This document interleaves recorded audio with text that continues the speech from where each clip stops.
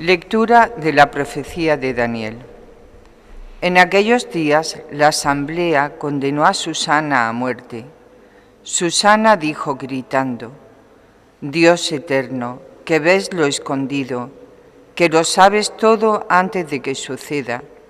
Tú sabes que han dado falso testimonio contra mí, y ahora tengo que morir, siendo inocente de lo que su maldad ha inventado contra mí. Y el Señor escuchó su voz.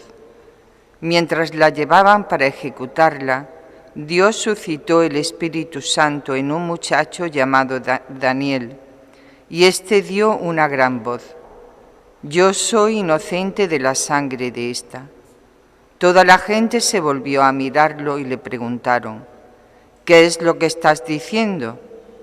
Él, plantado en medio de ellos, les contestó: Pero estáis locos, hijos de Israel, con que sin discutir la causa ni conocer la verdad, condenáis a una hija de Israel.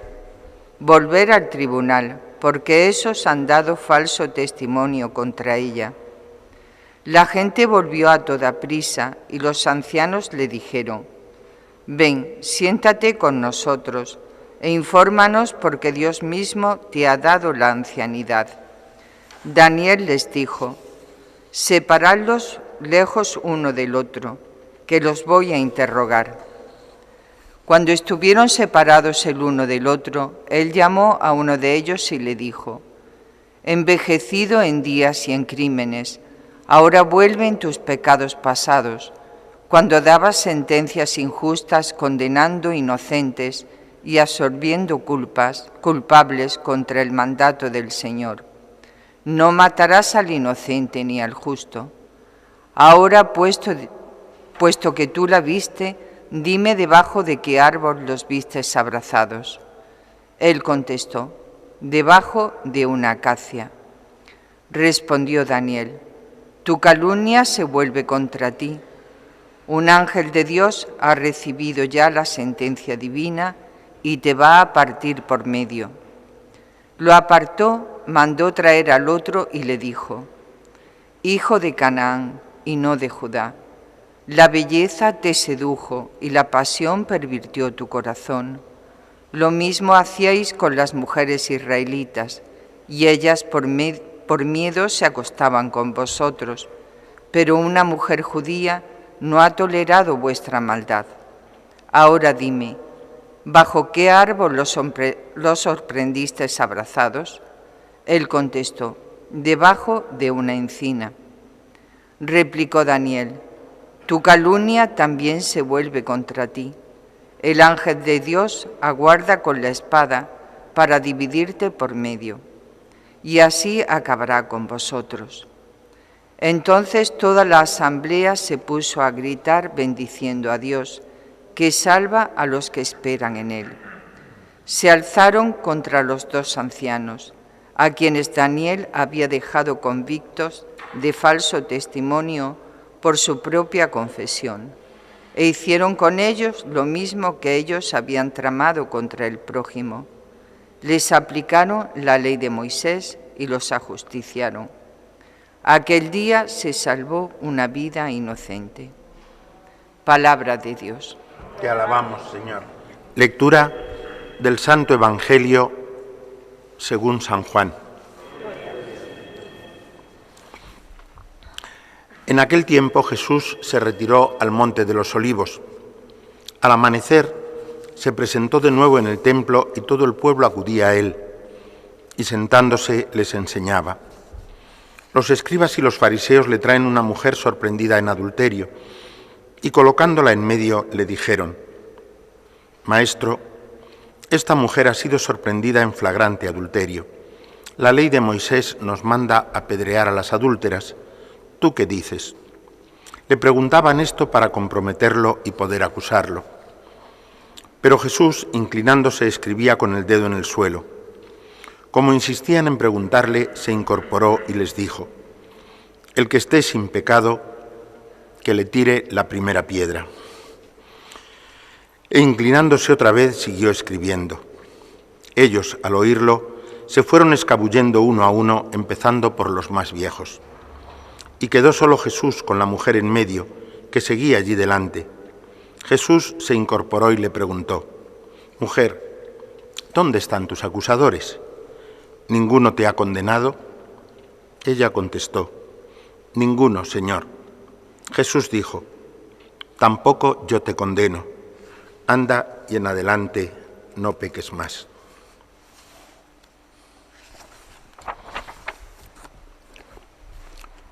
Palabra del Señor.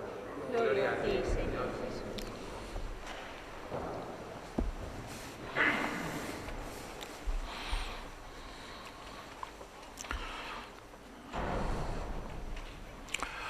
Todos conocéis la historia de Susana, que aparece al final del libro de Daniel, y según la cual pues dos ancianos de Israel sencillamente trataron de forzar a una mujer, aprovechando que estaba sola, y así, y cuando ella se pudo escabullir de sus violencias, pues ellos la acusaron a ella de adúltera, de que estaba unida a un joven en el jardín de su casa o algo así. Y la iban a condenar a muerte cuando apareció este joven, Daniel, y intervino con el resultado que hemos leído, que descubrió la mentira de la acusación, la falsedad de la acusación, y aplicando la ley de Moisés, pues fueron los dos falsos acusadores los que fueron condenados en lugar de ella. Es útil saber que el nombre mismo de Daniel tiene que ver con esta historia, porque Daniel significa Dios es mi juez. Y no es un mal punto de partida para acercarnos a la celebración de la Semana Santa. Dios es nuestro juez. Y damos gracias a Dios porque sea Él nuestro juez, porque el mundo siempre se equivoca en sus juicios, y en los que hacemos todos. Yo creo que una de las palabras que con el paso del tiempo, una de las palabras del Evangelio que más ayudan y en las que sin embargo nos es más difícil vivir según ella, es la de no juzguéis y no seréis juzgados. Porque sencillamente a cualquier ser humano, incluso viviendo cerca o conociendo ciertas circunstancias de la vida familiar o así, nos es tan difícil ponernos en el fondo del corazón de una persona. Nos es imposible, solo Dios conoce verdaderamente. Y detrás de muchos crímenes que son verdaderos crímenes o verdaderos males, hay heridas tan grandes, ¿no?, que han sido infligidas antes, que la imagen que da, y no digo nada si nuestra imagen del mundo proviene solo de las noticias o de los datos o así que dan los medios de comunicación, qué poco capaces somos de ponernos verdaderamente en el lugar de otra persona, qué poco conocemos de su historia profunda. Repito, aun en el caso a veces hasta entre marido y mujer, ¿no?, de los motivos profundos o de las causas profundas de una acción, que a veces tienen que ver con heridas que nacen de la propia familia y que están lejos en el tiempo y que se arrastran a veces desde generaciones, odios, malos tratos, tantas cosas, ¿no? Dios es el que juzga. Dios es esa es una frase que expresa una verdad grandísima. Dios es el único juez, pero tenemos que estar agradecidos a Dios de que sea Él nuestro juez y no el mundo, ¿no?, siempre, porque en el juicio de Dios hay una libertad y un sosiego y una paz que no hay nunca en el juicio de los hombres, en el juicio del mundo. En el caso de la adúltera se cumple de alguna manera eso que significa el nombre de Daniel, porque ahí es Dios, es el Hijo de Dios el que juzga. Detrás del relato hay una maldad que a nosotros no nos es espontáneo el percibirla, porque había una trampa política en la pregunta de los fariseos.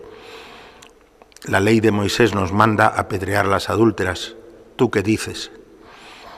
Y resulta que los judíos en tiempo de Jesús no tenían la potestad de cumplir esa ley. Tenían prohibido cumplir esa ley porque el Imperio Romano, sobre todo en las provincias que eran más díscolas o menos serenas del imperio, y Judea era una de esas provincias que tenían procurador en lugar de tener un gobernador, que suponía una situación más estable, y así el procurador era una autoridad militar. Esas que estaban bajo la autoridad militar, pues el imperio restringía en ellas a los tribunales locales el jus gladi, es decir, la potestad de las penas más graves, que eran la muerte y el destierro, fundamentalmente. ¿Y por qué prohibía eso? Pues prohibía eso para evitar que los tribunales locales acusasen a aquellos que estaban más cerca o tenían mayor simpatía por la autoridad romana, y convertían entonces los juicios en una materia política. Entonces la pregunta que le hacen a Jesús tiene una trampa grande.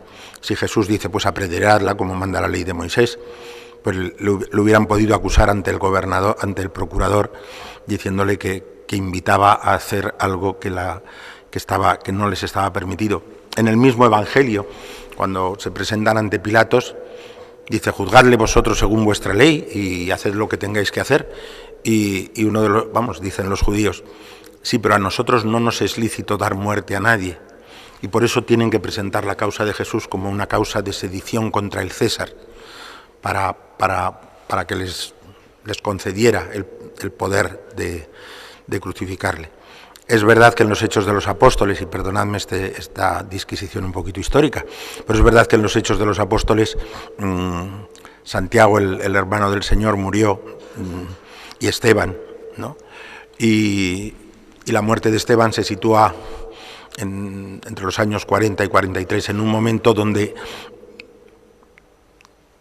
el Imperio Romano permitió a Herodes Agripa gobernar, y por lo tanto los tribunales del tiempo, los tribunales locales, recuperaron, por así decir, el jus gladi, la única explicación, y encaja perfectamente. Pero en el tiempo del procurador, en tiempo de Poncio Pilatos, no se podía ejercer el jus gladi. Por lo tanto, la pregunta era una pregunta con trasfondo político. Y si Jesús decía, no la condenéis, pues, o no la apedréis, pues le podrían acusar a él de estar violando la ley en una cosa de una manera que no sería la que Jesús quería. A él no le importaba romper la ley por la vida de una persona, o por salvar a una persona, o por ayudar a la conversión de un pecador, por anunciar el perdón de los pecados a un pecador, o por curar a un enfermo, pero no por una cosa de este tipo. Lo cierto es que el juicio de Dios salvó también la vida de esta mujer, igual que había salvado la vida de Susana. Pero estas dos lecturas, puestas a una semana de la Semana Santa, son casi como una glosa de un Evangelio de San Juan, que hemos leído también estos días, ¿no? Ahora va a ser glorificado el Hijo del Hombre, dice Jesús, refiriéndose a su pasión. Y la glorificación del Hijo del Hombre consiste, entre otras cosas, consiste en muchas cosas. Una, la más importante, que se va a revelar hasta el fondo el amor sin límites de Dios, y por eso puede decir, cuando el Hijo del Hombre sea glorificado, atraeré, o sea, elevado a lo alto, atraeré a todo hacia mí. Pero también dice Jesús, ahora va a ser juzgado el príncipe de este mundo, ahora el príncipe de este mundo va a ser echado fuera. Me dejáis que os señale con el dedo, ese es el juicio de Jesús. En la cruz está Jesús juzgando al mundo. En la cruz está Jesús juzgando. Y sus brazos abiertos proclaman lo que fue una de sus últimas palabras, ¿no? Padre, perdónalos porque no saben lo que hacen. Ese es nuestro juez. Y a ese juez es al que nosotros nos acogemos. Porque si hubiéramos estado en la escena de la adúltera, también nosotros habríamos tenido que irnos retirando unos tras otros, porque el mal más grande del fariseísmo, bueno, hay muchos también, uno es la manera de entender la relación con Dios, pero es la de pensar que uno tiene el derecho de juzgar a los demás porque uno se juzga a sí mismo libre de pecado. Y el hecho de juzgarse a uno mismo libre de pecado ya es un pecado. Y probablemente el más grande de todos, porque es el pecado que impide al Señor entrar en nuestro corazón. Si yo ya estoy salvado, no necesito a Dios. Y si no necesito a Dios, ese es el pecado de orgullo, ese es el pecado de Adán, ese es el pecado original, ese es el pecado radical más profundo, ¿no? Dios santo, gracias porque el don de tu palabra ilumina nuestras vidas de tantas maneras.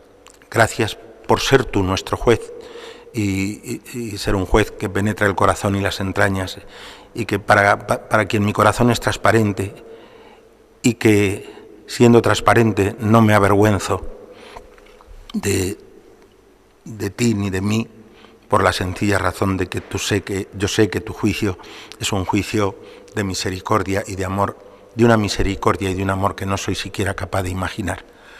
Que en la Semana Santa nos adentremos en ese misterio de amor y ese amor cambie realmente la posición de nuestro corazón y los actos de nuestras vidas.